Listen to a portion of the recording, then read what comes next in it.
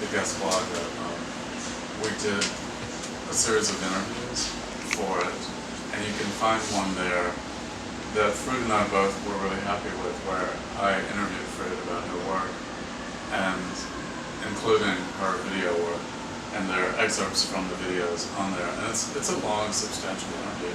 Maybe it takes 20 or 30 minutes to watch. It's really good.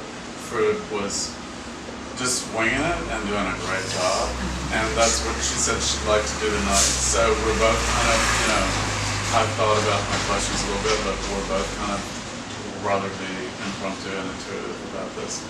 And we set the room up this way to engage you more, and hopefully you'll join us in with the questions. What's happening is that Frud has a book coming out about her nephews called The Nephews, or just Nephews.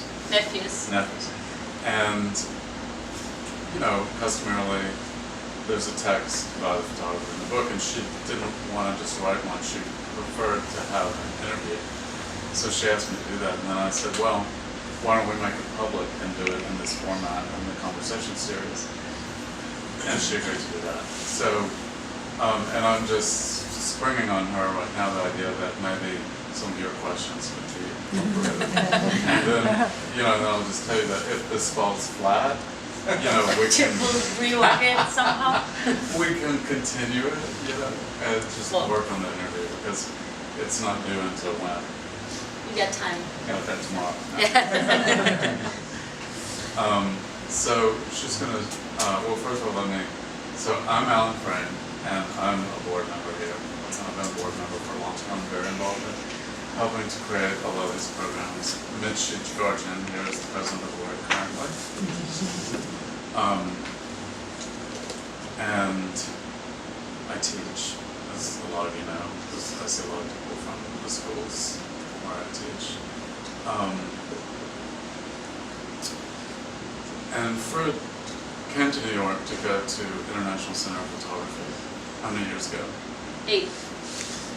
And like many people, has come and gone and stayed and come back and so on and so on. In fact, she had the opening show when we moved into this space, the solo show, a year and a half ago. She's done several books, and I just wanted her to go through that herself for the interview's sake, to sort of describe each one briefly, talk about what the concerns and titles of each one were, to create that background for Nephews, which is the next one. I was lucky enough to be in Sweden 3 weeks last summer in June, and Frud had 2 shows in Copenhagen that I got to go to the openings of because I was in Malmö, which is just a short train ride away from Copenhagen. And one was primarily video, and one was still photography. And she reciprocated by coming to Malmö. We hung out on a holiday when all the people from there had sort of disappeared and were off in the countryside. We were rolling through the parks on a rainy day, talking about our ongoing philosophical concerns. Which perhaps we'll be able to continue. But I know that there are some really smart and thoughtful people in here who know a lot about photography and would have a lot to add to this. So I encourage you people, Bernie, McKelly, people, all of you. And so first, give us the background, in terms of the books and the bodies of work that you led. I know that some of them were parallel to this work because this work goes back. This project started 10 years ago, around 10 years ago, when I went to a Danish photography school called Fatamorgana, and I'd gone to a few different schools before them, but that was really where I got really serious about, or at least found out that photography was what I really wanted to do. On the second semester, I decided to start photographing my nephews. My sister had passed away 3 years prior, 2.5 years prior, and left these 2 boys One of them, this guy right here, she gave birth to 4 hours before she passed away. So when I went to this photography school, all these like when you start working with photography, you ultimately start working with yourself. I don't think you can separate the two in any way. So I decided to start shooting them. Hang on one second. I see that we've gone to the next one. Should we turn out the lights? That might be nice. Or would you be able to? I mean, sound is the thing we care about the more than anything. Yeah, so too. Let's do this. So I took a few photos of them, staged them, because that was what I was really into at that time, and was really excited about it. My teacher at Fetsundgren, Morten Bo, who's the headmaster there, hated them and told me to stop doing it immediately. So I was like, okay, but a little disencouraged, I continued anyway. Wait, let's just stop right there. That's a good. Yeah. I'll remember where we're from. Because children are sentimental, and that's a like sentimental subject. I think the first They're photo. too pretty. Why? Well, the first photos I took were them dressed up in sort of like a Hitler Jugend type uniform. One of them holding a flamingo head. One of them will pop up later. And I think he just thought it was like dumb and couldn't see beyond. And he definitely didn't think the story translated, which I wasn't really interested in because it's not. We'll probably get into this more later, but it's never been a project about being sad about my sister's passing. It's being a way of dealing with it. So, and being with them in it, and because it's run for so long, that, you know, develops and goes through a lot of different stages for sure. But to start out with, it was a playful thing. What also happened at that time... Yeah, wait, before you go on, I want to segue from play, because I mean, one of the things they are is playful. And we're seeing some play, there's a lot of playing with costume and mask. But they're not... But it's the funniest comedians are often really serious people, you know? So when I do these stagings of them, it's with that sort of sentiment. It's like there needs to be some element of playfulness to it. It is kids, there needs to be some frame for it, because this is not documentation of their life. It's moments that we've created through their life together. And that's really important to me to sort of distinguish in this. And so I see it as there's this off-screen drama, which is very heavy and serious as a backstory. well, that's And then in the imagery, there's this like dreamy, trancy playing and performance. I think it's really important when when I was like sort of thinking about doing this conversation, a lot of what I was thinking about was that it's very normal human emotion when you lose someone out of the blue, is that you feel like you are being treated unfairly by the world. You feel injustice. But the thing is that with my two nephews, they didn't feel injustice because they were too young to understand what was going on. When you ask the youngest one how he feels about not having a mom, he's like, I don't know, because I've never had one. The older one is a little different because he does remember my sister.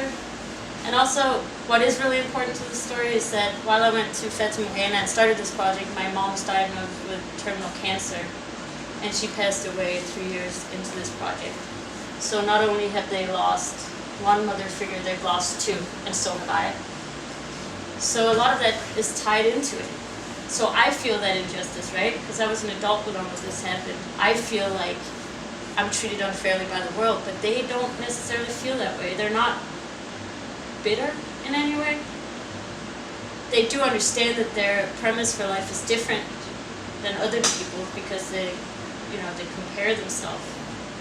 But it's different. It's different feelings. So, and when we do this, it needs to have playful elements, or else it's just going to be this really sad, depressing project, and I have no interest in that, and I don't think they have either. These times in which you're photographing them, are you basically functioning as babysitter during those times? Well, that changed. I mean, now they're like 13 and 19. So, no. But yeah, I mean, when I'm home, when I'm in Denmark and I'm in my hometown, the youngest one used to wanted to hang out with me all the time. Now he's 13 and he doesn't want to hang out with me at all. And you know, it's like we go through life and it's stages. The big one is coming back to me more and more because now he's like becoming a young adult. But when he was a teenager, I had to like hunt him down. Because I think our relationship is a lot of things. Sometimes it's like almost motherly.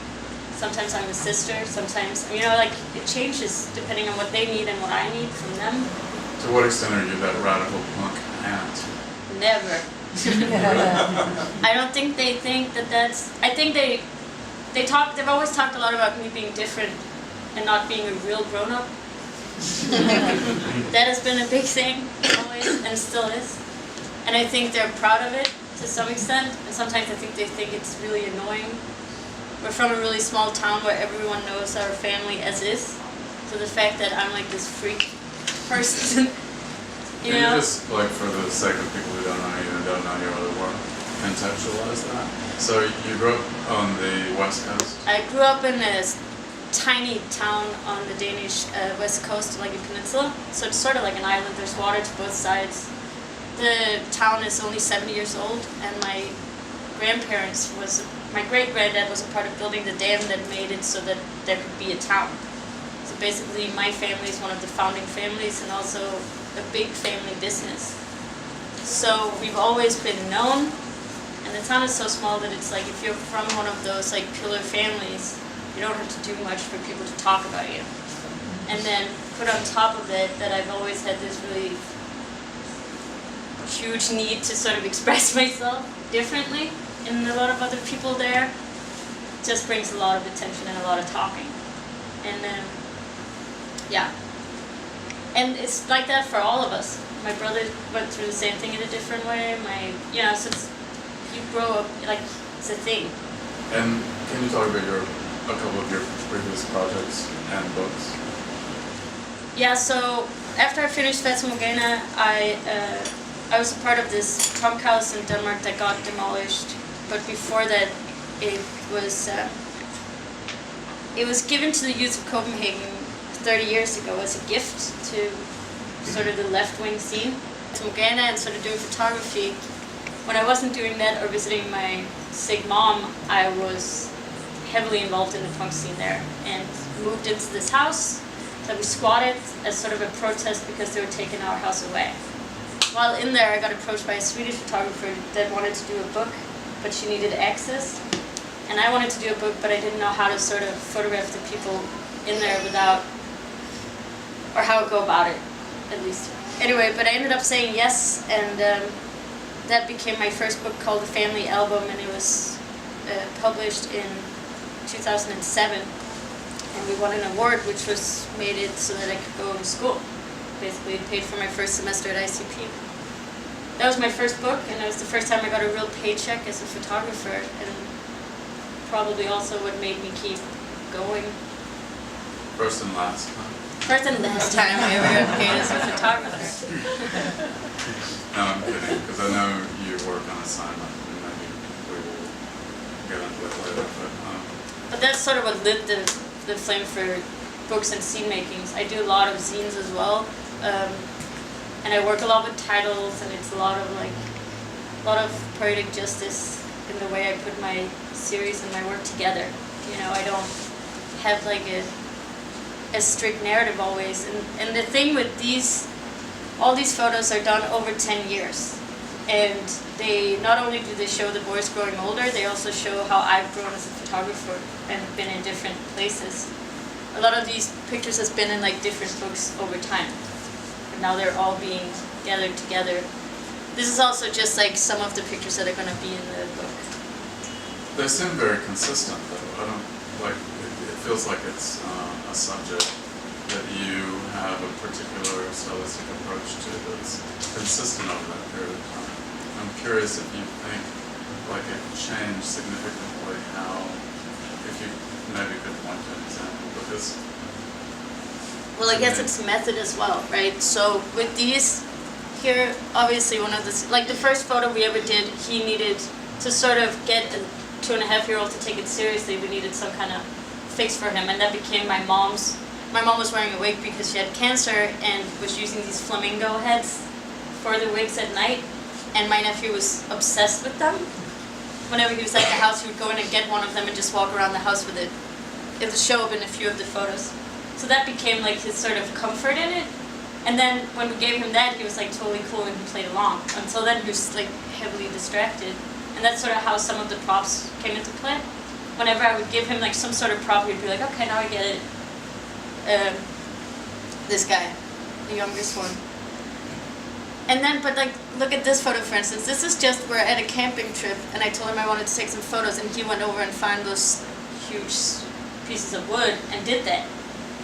Where in some of the first pictures, I'm like heavily directing him and it's more gimmicky.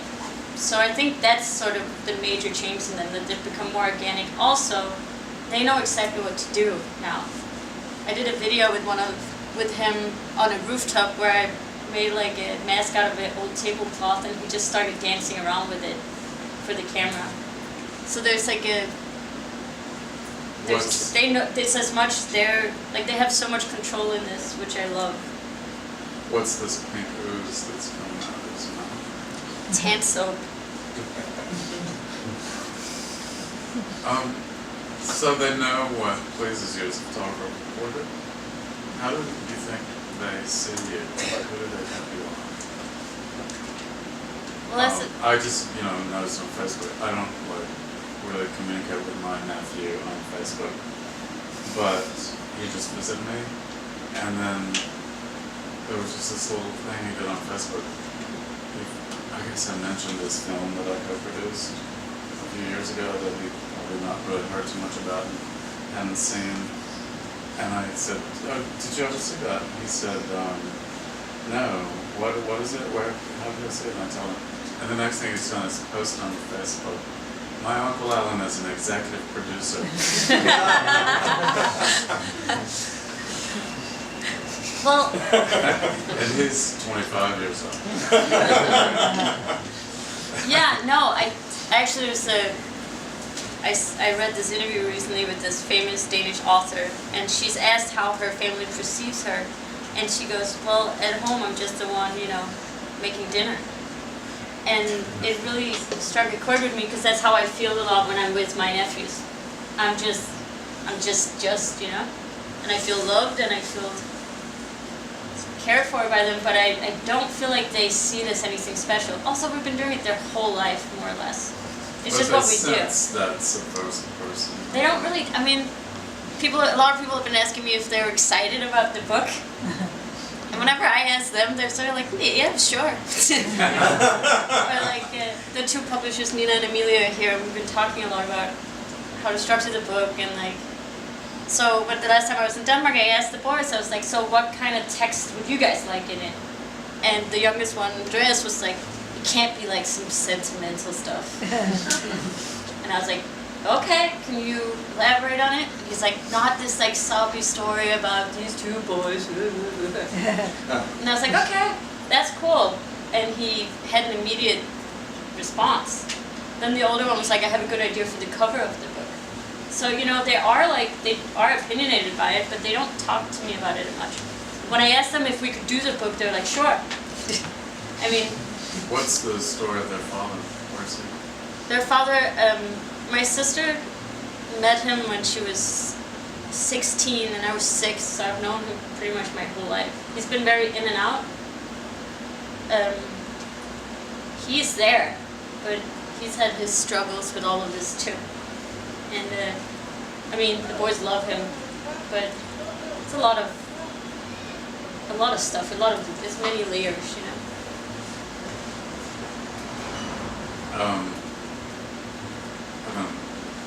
This is kind of a digression, but I was thinking about on the way here, this suddenly occurred to me, my grandmother's mother died when she was 2 years old, and so she was then taken in by her mother's best friend, who was unmarried. And lived in a different place.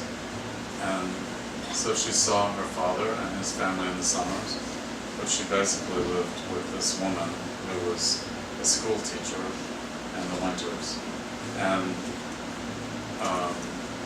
wound up marrying somebody from that town, and that's where we all come from. But you know, we come from a similar story, and you, actually, I had this big flash that you remind me of the young version of my great-grandmother, that school teacher who adopted me. And I have a picture of her in this big, you know, full-length hoop skirt, and you know, this funny little straw hat with ribbon on the porch of her house.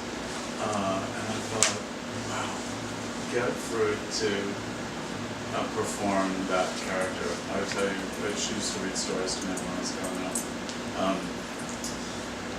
Anyway, that aspect of you, which we haven't really talked about, which is your video performance pieces, which is something that I really love in your work, is very relevant to all of this work, I think, because yeah, it's complete connection and extension. so you perform, basically you perform characters, and you do make studio stills of those characters, of yourself in character, but you also do these videos in which you're doing very funny, deadpan performances of characters, some of whom are children, and one of whom we talk about in the video that's on Baxter Street site, is this autistic boy in a school pageant who performed as a Christmas tree. Yeah. And that's so poignant, and your story, your enactment of that is so magical. But do you want to talk about that aspect of performance in your work? Because here, you know, I said, like, they're often masked or playing with material that masks them, or somehow they're just covered. And although you're in this shallow, close-up space with them generally in these pictures, there's often something like this, smoke. There's something obscuring them and creating a kind of mask. And one feels the quality of fantasy of performance in and out of clarity and understanding and perception, you know. I think like Playing with persona. as like a really fundamental part of my practice, and no matter like in all of it, is that I don't believe that there's anything that's like objective. You know, I don't believe in objectivity at all, and which sort of relieves me from a lot of worries in my work, because it gives me freedom, and I do believe in this, like, I am using these boys to create my own story, basically with them, that is, but it is my story. You know, it's how I'm feeling, it's like, you know, and I'm projecting it onto them, and I'm like, and they're involved and it's their project too, but, you know, I'm the one bringing it to them. And I think, therefore, there needs to be some sort of layer of abstraction to it, to sort of protect them somehow. Like, I don't want, like, these photos of them sitting and crying and being vulnerable like that. I want them to be strong, beautiful characters in this work, because I think they are. And, you know, I thought my mother was a strong woman, my sister was a strong woman, and it's about them too. And it's sort of like it's an empowerment. And in my characters' work, it's the same thing. It's a way of, it's also because I just have a really huge imagination, you know. I get really excited when I think about making a Christmas tree costume and putting it on. And, you know, and when I started that project, I was at ICP, it's about memories. So I take memories of my own and I reconstruct them into videos. And the videos are like 2 or 3 or 4 minutes long, they're short. And in that, there's like these playful characters, right? I have the geisha, I have my mother as a pregnant teen, I have my sister who's a police officer, about the first time I got arrested, like, and so on. So it's, again, it's like a detour from the real reality, but it's my reality and it's how I remember it. And yeah, again, because I don't think anything is like objective, that becomes my real reality. Could you imagine performing either of them? Never. That would be too close to home. Yeah.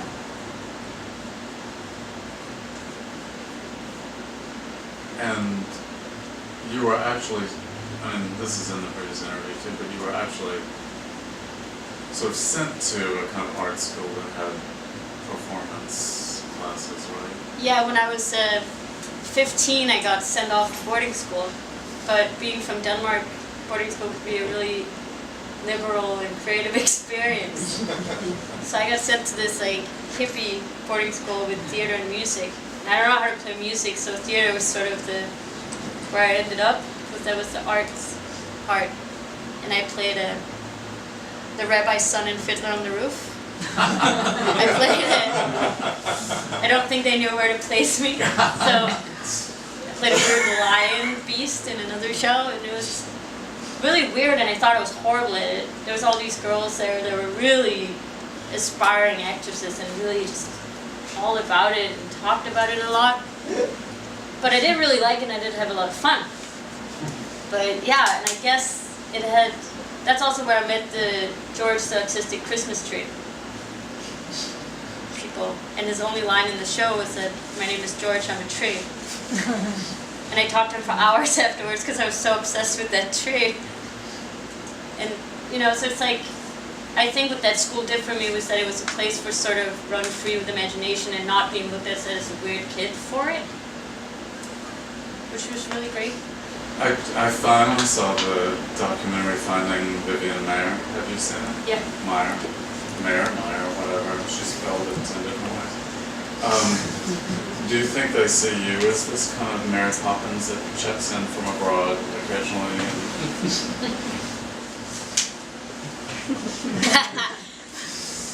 Well, I know that they're like, the youngest one, it changes also what they're at in life. Like the youngest one right now, my brother-in-law has a steady girlfriend for the first time in a long time, and he connected very, very much with her, and she's excellent, which gives me a little more peace and quiet with him, because I'm not as worried, and everything becomes a little more playful again, because we go, like, as I said, it's our life, so we go in and out of it. Sometimes we don't feel like taking photos, so we don't. And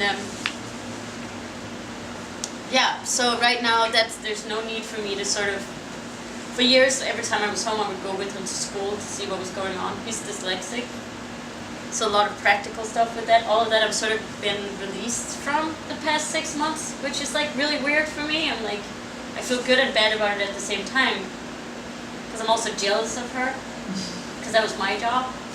But at the same time, I am selfish enough to not want to be living there full time. So it's it's a back and forth. There's a lot of guilt there too for me. Yeah, and I guess because you didn't stay? Yeah, I mean, I think there's a consensus in my family that I would be a miserable human being if I was there full time. So therefore it's okay. But I do feel bad about it all the time. I feel like I should be there. For your work and for ongoing projects, it seems to be a good idea to have this base in another place and then the freedom to go back and forth to that place of your subject instead of being down there. I feel like I would stop working if I moved back there full time. Right. Because there's like all these there I am, a daughter and a sister and an aunt, full time. Last time I came home, my dad had a whole list of stuff that he would like me to help with around the house. And I was there for 3 days. And I was like, where's all the other people in the family? But, and that's nice, but it's also like, okay, that would definitely take over really fast. I have 2 older sisters, or siblings, but we don't have the same father. They have a different father. And they're way older than me. I'm the youngest out of 6. My oldest sister is 20 years older than me, so there's a big gap there.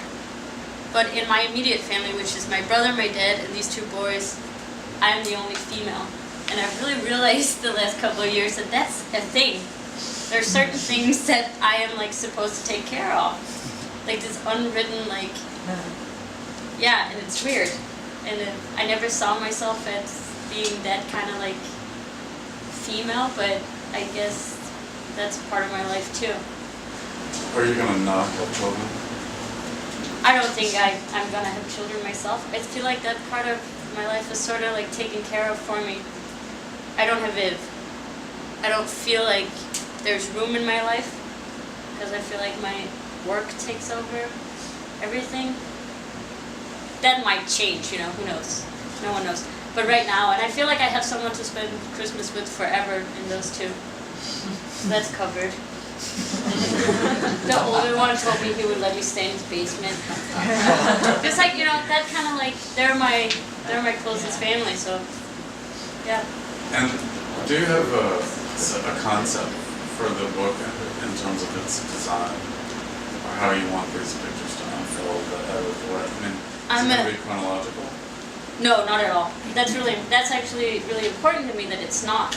It's I'm really drawn to color and shape, and so I'm working with a graphic designer. Well, I'm working with my two publishers here, and I'm also working with a graphic designer who I'm doing another book about Texas with at the same time. So we're really in tune with each other's way of doing it. So we have sessions over Skype where we sort of put it together. I put a few of the spreads in here to sort of give an idea, but yeah, it's a lot of it's gonna be playful. It's gonna be huge, and it's a big deal. It's the biggest book I've ever done, and yeah.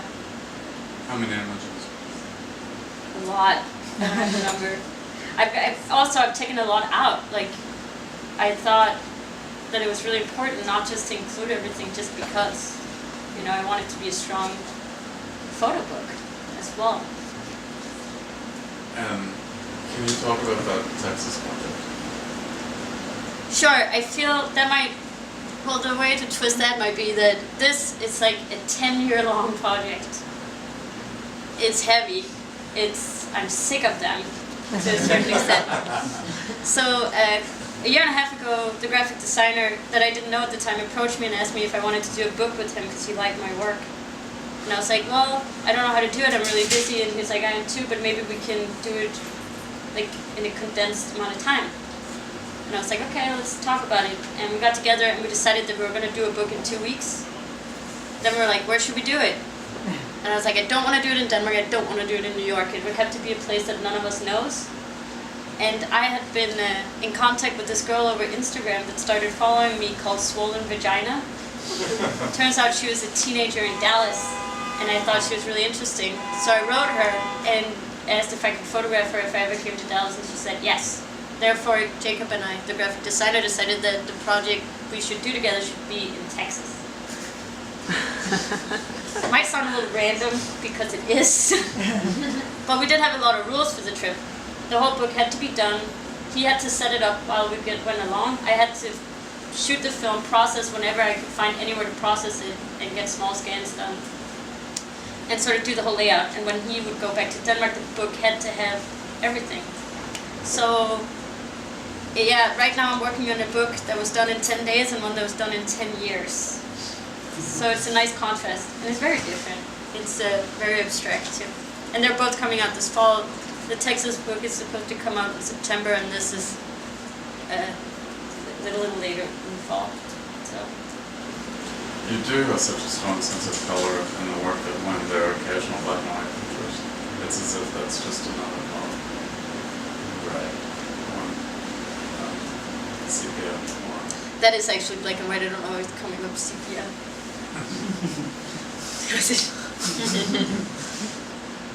Yeah, no, I think I look at it, it's a graphic thing too. My mom and my sister were graphic designers, and my way into photography was more from doing collages and looking in old magazines. We always had tons of magazines at home that we would do cutouts from. My mom was really obsessed with that too.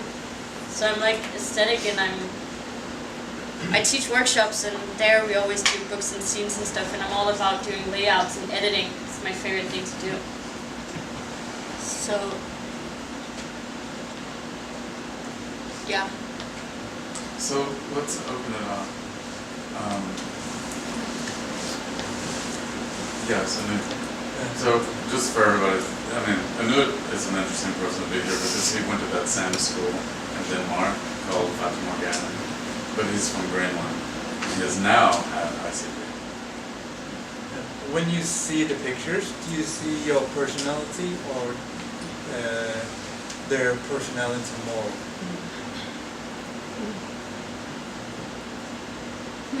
a lot of people tell me that they see a lot of me in them. I guess if like going back to like photography is an extension of who you are, then yes. But I do think it's like a conversation between me and them and the time that we're in at the time that we do the photos. So it's a mixture of both of them and you.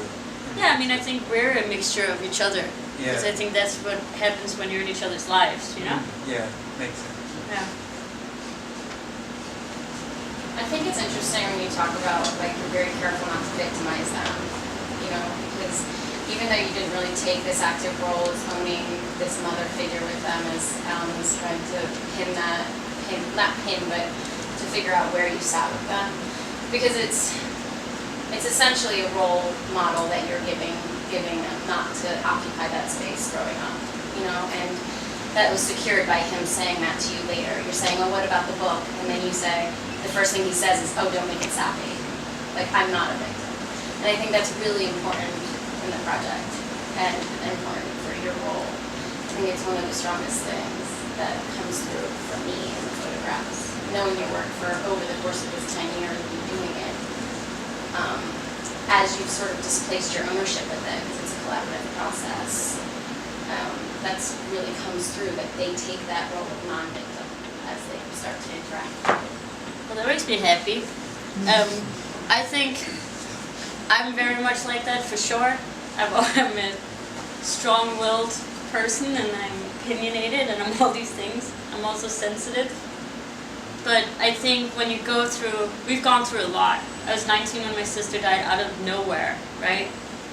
And you know, 3 years later my mom died. So at age 23 I was out like no sort of like close female in my family, and I do think that it was sort of told to me, not in words but by action, by my family, that you have to sort of rise above and like get on with it. Not in a bad way, in a very beautiful sort of way, but that's what we do. The part of Denmark that I'm from is really strong. It's a strong nature. It's like sand dunes and the ocean, and it's like, it's working people. So you keep on trucking, sort of. And I want them to feel that. At the same time, through this project, we get a chance to talk about it. It gives us a chance to, like, in a way, you know, I posted a photo that I found when I was going through a bunch of these pictures of my mom sitting in between the two yesterday on social media. It's sort of like a, hey, this is happening thing, but also because I had forgotten about that photo. The day we did that first session with them, dressed up in the Hitler Jugend gear, my mom helped me, and apparently I took a photo of her with the boys, and somehow that was just completely blocked. When I found that old DVD and looked at it, I was like, oh my god, that is so weird, because I remember all my photographs. I have my whole archive from 10 years in my head, but that one slipped somehow, which was interesting to me. But I also got really sentimental. I cried a little. I wanted to call everyone in my family and tell them I love them, and then, you know, but I didn't. Then I posted it on the internet, and 2 seconds later, the oldest nephew called me, and I was like, hey, what's up? And he's like, I just wanted to say hi. So it's like, that's really beautiful. This whole thing, our loss has become our strength in a really messed up way, and it's like what's keeping us together. And we don't need to talk about it all the time, but you know, we do need to talk about it once in a while. And if you can do it in this way where it's tied to something else, it doesn't become a weight on you, it becomes something uplifting and beautiful. Does this help to alleviate your guilt? I guess so, because I want to show the world how great they are. And when I did another book in 2012 called The Summer of Yes, where it was sort of like a catalog of 4 years of work since I left Denmark and came here. In that book, I got 4 different people, my publisher Nina as one of them, and 3 other people to do interviews with me for each chapter about my work. And it was very different. One person did a poem, Nina did a very traditional sort of interview, and then I asked the nephew, my oldest nephew, to do one. The oldest one wrote down like 5 questions that were just very like on point and serious. That's his character. And then when we were done answering them, the little one came in and he was like, hey, what's up? What are you doing? And I was like, we're doing this interview. Can I ask some questions too? And I was like, sure. and it's all transcribed and in the book. But one of Andreas' statements is like in the end of the interview is like, I asked him why, if he likes when we do photos, and he goes, yeah, I like it because it makes me popular. And if I ever go to New York, maybe I'll be popular there too. I also like that we spend time together, but I like that it makes me popular. And I just thought that was like so great, you know, because he does see it as something. I have a question. Obviously, we've talked a lot about the work and about the boys and about the content of how to put together the book, and we've looked a lot in the past and in the archive, and there's a couple of things that were still in the drawing board that is being completed before we're ready to put the book out. But once it comes out, do you think you're going to stop photographing them? I thought so for Do you a think minute. it's gonna like feel like a rounded off journey for you guys also with the age that they have now? Or do you think you guys are still are we gonna be making more books? Is it gonna be a I'll probably just start photographing their kids. okay. Or something. I don't know, my old headmaster, Morten Bo, who's also like a mentor to me, he's like, his only comment on this was like, you're never gonna stop it.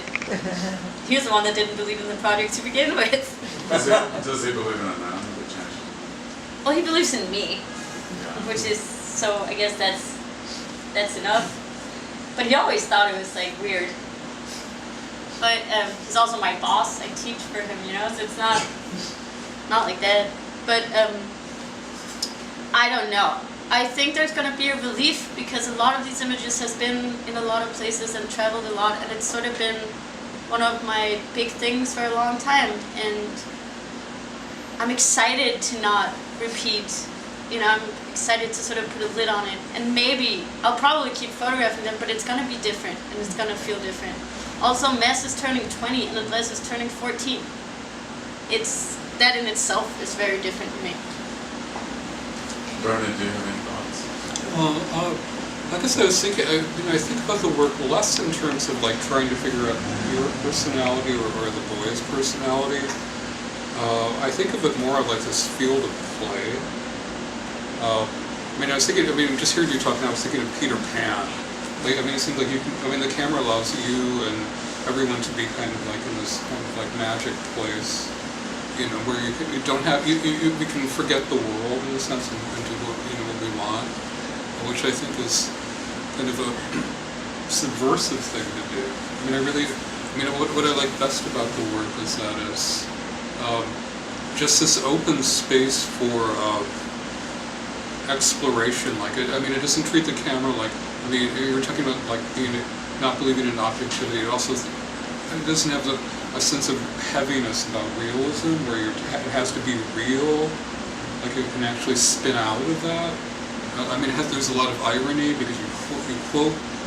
I know you well enough to know you have a really strong visual knowledge of other photographs.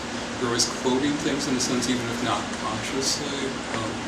So that seems, I think of it more almost like this sort of like, kind of like a situationist sort of like action.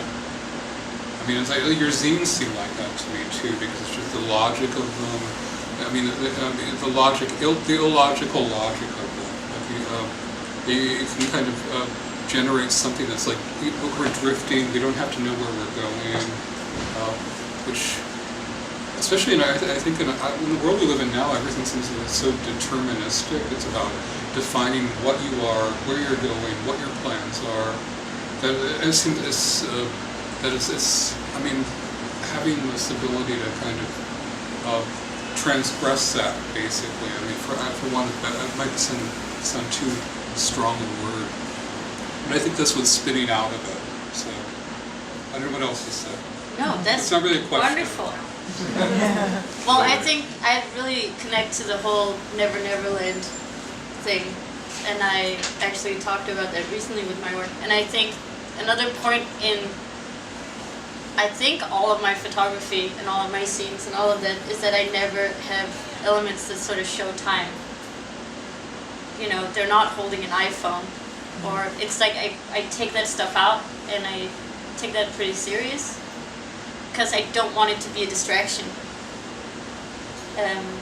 yeah, also with the clothing, there were a lot of them, they're not wearing a lot of clothes, it's like skin, because it's like, it gives a clean canvas somehow, you know, it's not distracting. And I think that's important. I also am not against manipulating my photos if need to, and I've taken out text from a t-shirt, because I'm like, oh, that's a weird reference, I don't want that. Yeah, and I think like I remember in the beginning of, at Fatamorgana, the first time I ever put a photo on the wall, no one said anything. And I was like, is that good or bad? Is that a critique? And then that just continued. At ICP it was the same thing. Every time I would hang a photo on the wall, no one would say shit. And I was like, what the hell? Are they afraid of me? I understand I can be a little intense, but... And then my friend Fleming, our friend Fleming, told me, it's like, no, it's because it's good so people don't need to talk about it. And I was like, well, okay. That only took me like 8 years to understand. And it was a huge compliment, and I've taken that with me, and I feel the same. When I see art, and that's not only photography, that's every kind of art that really speaks to me, I don't need to talk that much about it. I just feel it, and I can have conversations about it because I do like the ongoing philosophy of life and things, but you know, it doesn't need to sort of be explained at least.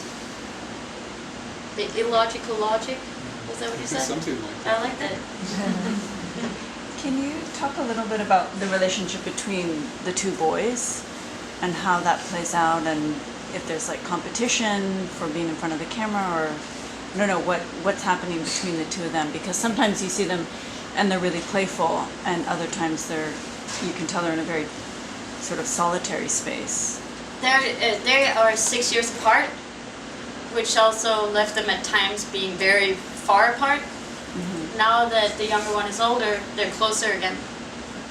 But I think it's exactly how I've felt with both of them, how the relationship has shifted throughout time. Like, I go through stages where it's one of them that calls me more, and like vice versa and stuff, and I think that's important.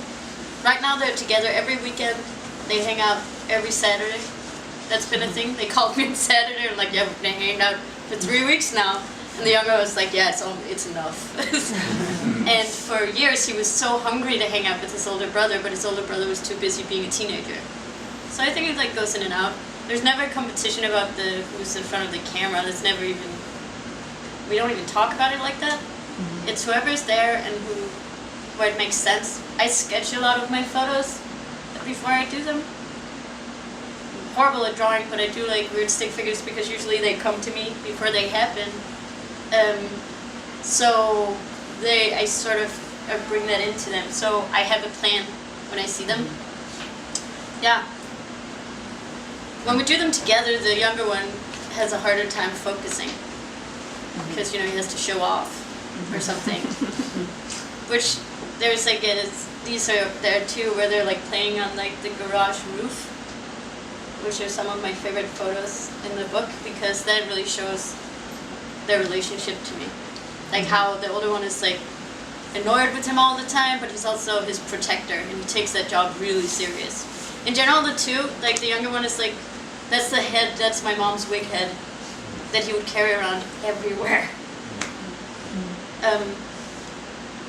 Well, the younger one is more serious and he does remember more and he is a little more held back in that way, but the younger one, his way of coping was like, is being sort of a goofball.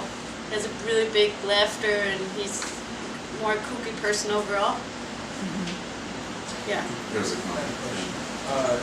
Given how involved they've been in the project and how they've seemed to be participating in this so intuitively, I'm wondering about, like, is that the Hitler Union? Yeah. I'm wondering if they have their own kind of artistic expression, or if they've ever made photographs themselves. Well, the older one bought a camera at one point and I got really excited. And I don't know if they'd killed it for him. No, they're like creative people. The older one is becoming a ship's carpenter and he loves building stuff. And I see that as being really creative and practical at the same time, which I think photography is too. is that combination of having a vision for something, but also something that's like a craft and hands-on. That's why I fell in love with photography over a lot of other art. Yeah, so I think he has that going. The younger one, I'm not sure. He's a creative personality. He's one of these kids that like go and he assumes that everyone loves him, therefore they do. And it's true. My dad said it once. He's like, Andreas just assumed that everyone thinks he's like, you know, awesome. And that he is. I got married and then later divorced, but I had a huge wedding in my dad's garden, and a bunch of friends from New York came. And Andreas showed everyone around, and he didn't speak a word of English, but everyone kind of said, like, everyone felt like they'd had conversations with him. They're like, yeah, Andreas showed us the garden and told us all these things, and I was like, he doesn't speak a word of English. But you guys all felt it. They were like, yeah, we had a great time with him. So yeah, he's like larger than life. And yeah, the older one is, yeah, they're both doing really good. I'm very proud of them. I know we've discussed this before, but I don't know if I've actually like asked you. But I think a recurring theme in a lot of in the way you work is collaboration. And I think, I mean, we definitely discussed it in this context that you see this as a collaboration between you and your nephews. Do you see everything that you do as a collaboration, or is that something that you consciously like are thinking of when you are, you know, working? Or is it just like... It's a way of sort of keeping my own personality in check. I think I could become... I like things to move fast. I'm a doer. I like, you know, and I'm very productive. And I get up early. I have like this like A-type thing going for me. And doing collaborations is really healthy for that because it sort of takes me back a little. There's like something to be responsible for and to. And I like that. I also like what feeds from it, you know. I think that's really healthy and everything. But I think my collaborations are often with people that are not doing what I do, right? So it's like when I take photos of my friend who's a pop star. That's a collaboration too. But I'm the photographer. You know, it's also, at the same time, it's important to me to have my role because that's my identity. And it's the same with this. Yeah. But yeah, no, I do see it as a general part of what I do, for sure.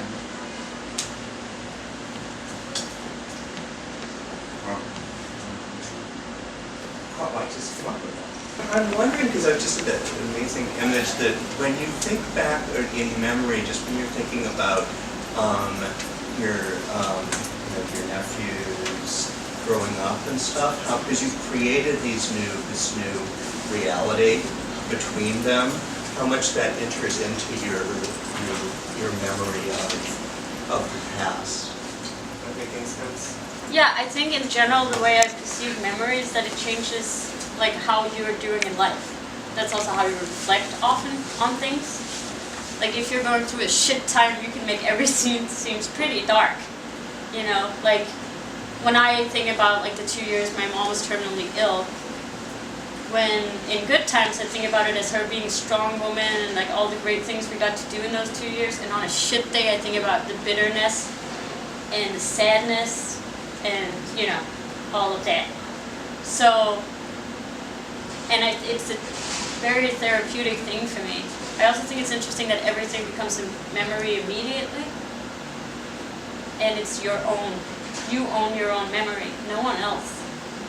I've always remembered a lot, like when I sit at dinners with my family, I'll talk about stuff and they're like, yeah, I remember that. And I'm like, am I like the only one remembering this? And it's been an ongoing thing my whole life.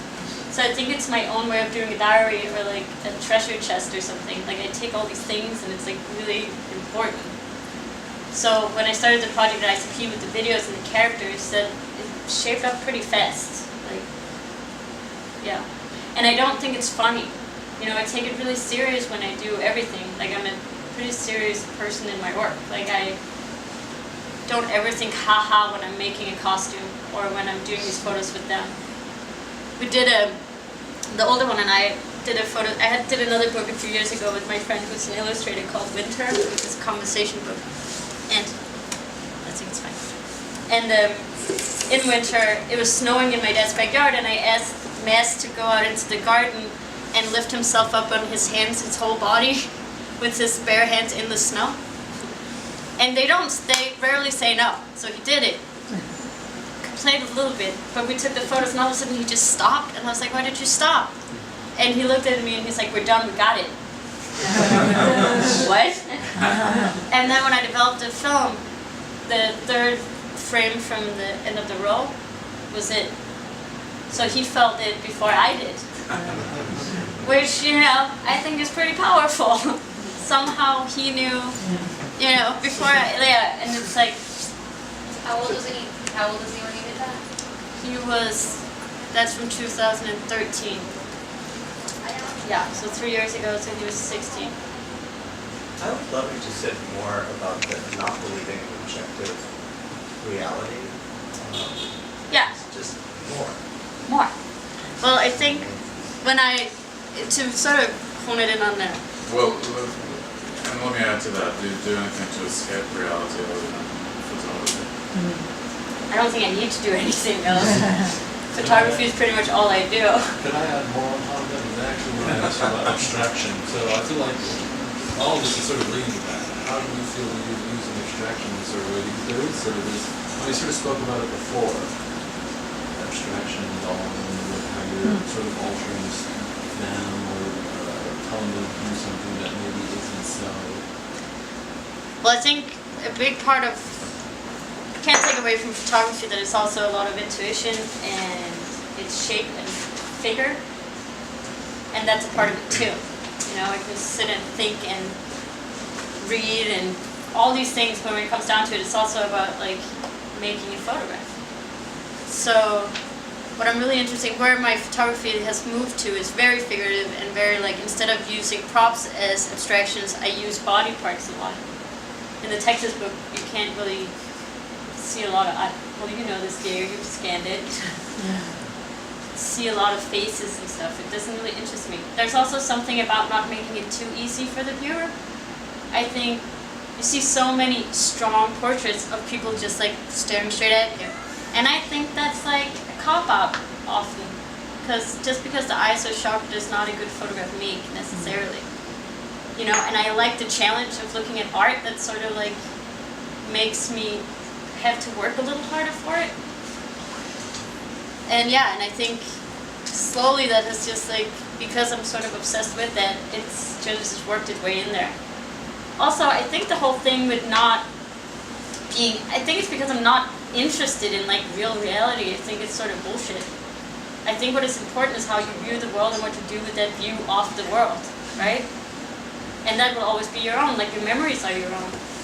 We can't share those things necessarily. I know there can be general perspective of things, and that's great and fine, but when it comes down to it, it's like you're always looking at things from where you're coming from, and how you're raised, and all these things, it's like, that's your outlook on it, and you can never erase that and start from scratch. Does that make sense? Okay. One thing that I'm left looking at the work that strikes me about childhood is I'm left with a feeling of, on the one hand, strong joy of life, but an absence of naivety, which is not something you often encounter in children. You think of it as the kind of sugar-coated imagery that you have of children. And I think I find that a very powerful aspect of the work, that it communicates without beating you on the head that children are complex beings with intricate and often contradictory impetus in them. And this whole thing appears to be seeded in a response to a loss of life. So I think that's another aspect that comes into the film. Comes from a loss of life, but yeah, for sure. But it's a celebration of our relationship for me too.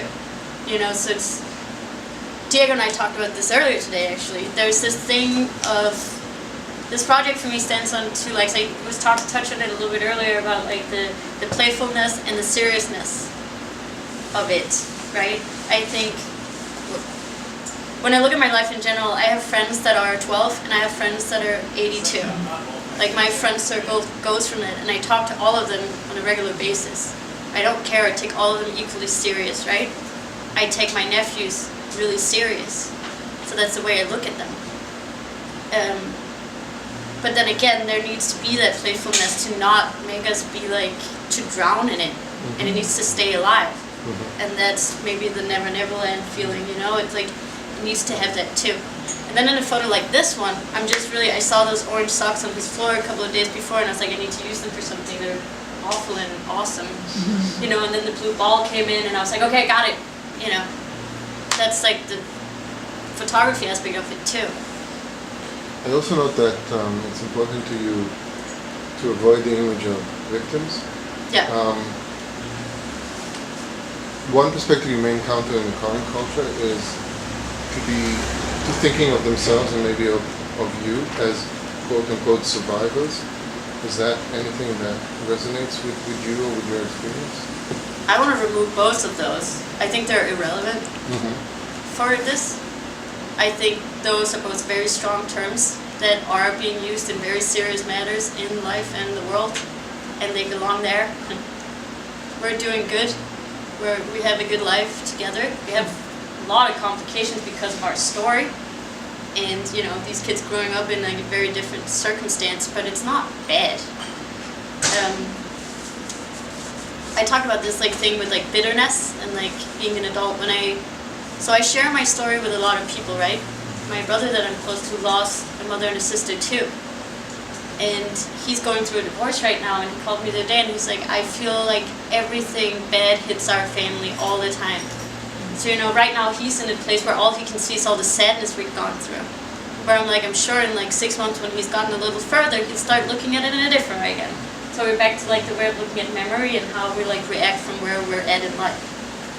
So yeah, but I want this book to be a celebration of my whole family and that life and how I'm proud of them, you know, in this weird... When I talk to Andreas, especially the younger one, we talk about his weird family constellation. Is that when he has an event in school, his uncle, his aunt, his grandpa, and his grandma, and his dad will show up.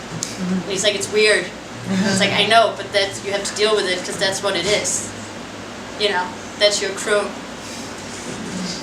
So I want it to be a celebration of that, of like making things work in a different way, and like, there's no recipe for stuff like this, you know? For anything, but yeah. And I think that's a good place to close. End it. So, unless you have anything like burning to say beyond this. I feel like I'm like... I just thought of one thing, because you know, because no one here knows, because we were the only two people here who said I did a collaboration with Gould and Fleming a couple years ago when I was upstate. And it was a word, it was like, instead of a word association game, it was like an image association. Like, we'd send images online and you could respond with any other picture. And I feel like that it was a total game. It was done online. I printed things out like at Adorama. I mean, the show. A friend of mine has a art space at a shack on the shores of Cayuga Lake outside of Ithaca. So we did it in the shack, and it was interesting to see the pictures. Your pictures kind of overwhelmed it. I'd say they were the strongest ones, but I feel like that process we went through is kind of like what you do with your photography in general, which is, you're talking about collaboration, which is, it's like there's this sense of like, it's like it's almost like speaking in a code almost. Like it has, there's a clear message, but then there's like like you were talking about like the lack of naivete, like there's like kind of a knowing. Not lack in the sense that it will never be there, but. But it was like, because we know each other. It was interesting. I thought it was really interesting. That's what I got out of it, was that there's this. We know each other sort of. We know, well, at least we know some of our secrets, and it was like, it seemed like it was about revealing secrets, as kind of like a dreamscape in a way, and the imagination. And I think that's what happens, whether it's with like children or whomever, wherever. So. Yeah, No, I definitely, that makes a lot of sense to me. I think the naivete thing though, I think it's, it doesn't interest me. What interests me in people is like the heavy stories often, you know? So that's what I'm drawn to. And you know, in that show that Bernie's talking about, I took a photo. I'm allergic to horses, but I got really obsessed with this horse I met in Vermont, and I was photographing for the show to send photos to you. And I saw this beautiful white horse with a piercing blue eye, and I was like, I want to get close to it, but I can't because I'm gonna fall over with allergies and stuff. But I went up to it anyway and did this really intense close-up of that eye. And it's like one of the most intense photos I've ever done, I think. Not only did I feel awful afterwards, but the photo just is like so gross and weird and beautiful at the same time. And it's like, it's just a horse. But the way I looked at that horse was so intense. You know, and like, I think I tend to do that with a lot of things. I make everything really serious and intense. And, I mean, not all the time, but like in my work, I tend to give it that twist of, maybe that's why it doesn't feel that way. Because I'm not that interested in lightness, always, you know? Like the naive part, I think that what I'm drawn to are the heavier layers in people. But I think in a lot of your other work, not so much this work, a lot of your other work, there's always a strong sense of absurdity. Maybe in some of the incongruous props and how they're used, there's that in this. Well, I think life is absurd, right? So, yeah, I mean, and it's often the most interesting thing. I actually was thinking about our first interview that we did for the blog here, and I was thinking, I have a quote in that is like, the dirty laundry is always more interesting than the clean, you know? And I think that's true, still. I still believe that. It's like you always want to know people's secrets, you always want to know the trauma, you and I spend a lot of time talking about it, always, you know? That's like, that's where the drama is, that's where Hüst is, and then, yeah. And the absurdity is like, because you have to laugh at it too, you have to sort of remove yourself a little bit. Thank you all for being part of this, and Frud, thank you so much for being so...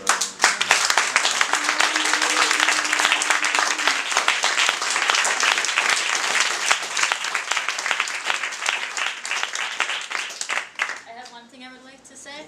We're doing because the book is going to be published, there will be a pre-sale of the book, and my sweet publishers made a list and it's in the window. So if anyone wants to get on like the email list for their company, put your email on there. Please put your name and email for those updates.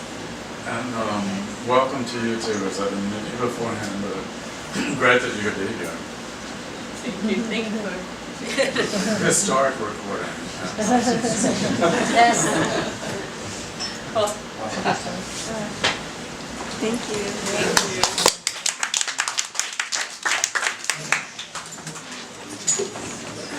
That was fine.